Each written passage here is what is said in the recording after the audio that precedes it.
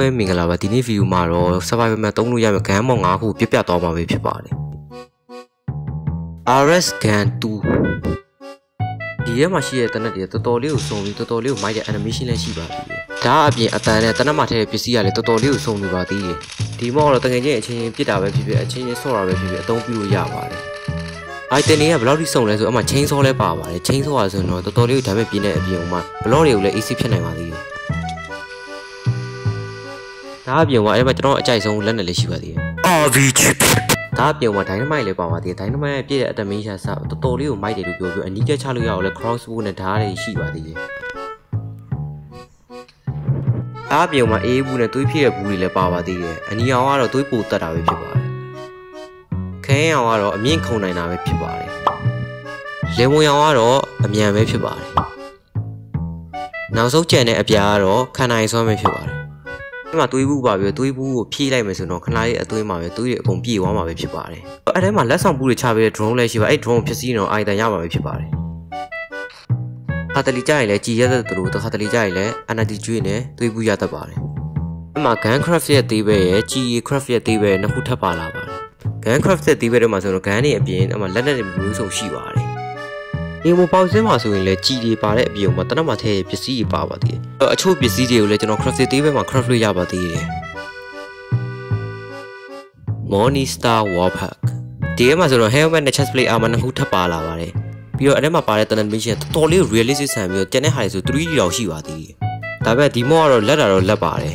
ဒါပေမဲ့အဲ့ထဲမှာကျွန်တော်ကြိုက်ဆိုတော့ sniper ပဲဖြစ်ပါတယ် sniper ကိုချိန်ပြီးပြစ်မယ်ဆိုတော်တော်လေးကိုစမှုပြီးပြစ်လိုက်တဲ့ animation နဲ့ကြည်ပြန်ဖြစ်တဲ့ animation အစားတော်တော်လေးကိုမိုက်ပါတယ်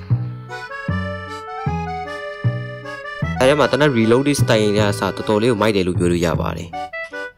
အဲ့ထဲမှာလည်းကျွန်တော်ရဲ့အကြိုက်ဆုံးလက်နဲ့ပါပါတယ် RBG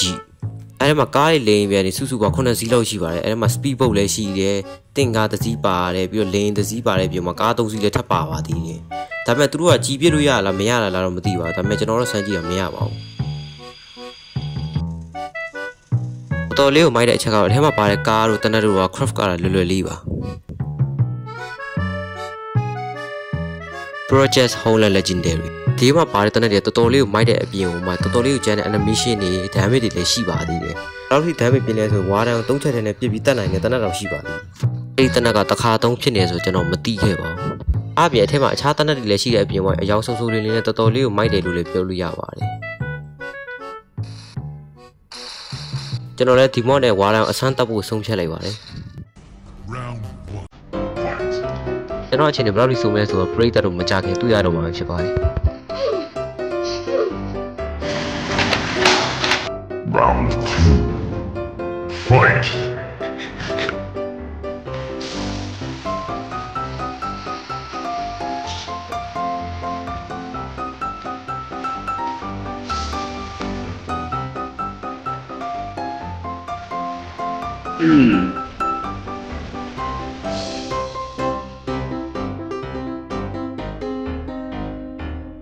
မထင်မှတ်ပဲကျွန်တော်နိုင်သွားခဲ့ပါပြီ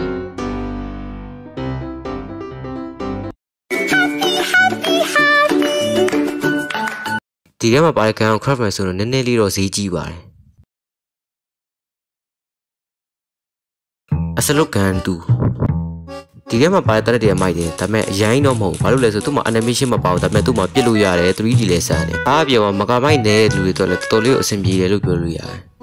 ဒီမှာပါတဲ့ gun တော့နည်းနည်းစုံတယ်လို့ပြောလို့ရတယ်အဲ့မှာဆိုရင် fling gun တို့ဘာလို့တော့ပါပါသေးတယ်ဒီမော့ကနည်းနည်းလေးမိုက်တယ်လို့ပြောလို့ရတယ်ဘာလို့လဲဆိုသူ့မှာတော့နည်းနည်းစုံပါသေးတယ် next level ရောက်တဲ့အထိမှာ item နဲ့တော်တော်စုံတာပဲဖြစ်ပါတယ်ဒီမှာပါတဲ့ဓာတ်ဆို scope တက်ထားတဲ့ဓာတ်ပဲဖြစ်ပါတယ်ဓာတ်အပြင်မှာပြစ်လို့လည်းရပါသေးတယ်